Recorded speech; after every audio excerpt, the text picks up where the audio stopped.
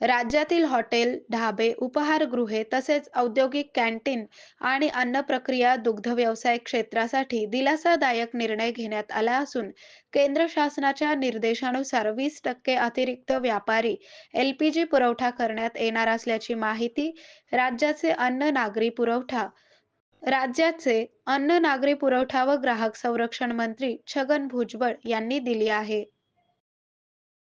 आरोग्य म्हणजे केवळ औषध नाही, तर निसर्गाच्या योग्य उपचारांनी मिळणारी खरी आरामदायक अनुभूती. सोलापूरमध्ये निसर्गोपचाराचं विश्वासाचं नाव लिमये निसर्गोपचार केंद्र. इथे उपलब्ध आहेत विना औषध उपचार पद्धती, ॲक्युप्रेशर, ॲक्युपंक्चर, कपिंग आणि मसाज थेरपी. सर्व प्रकारच्या आजारांवर निसर्गाच्या माध्यमातून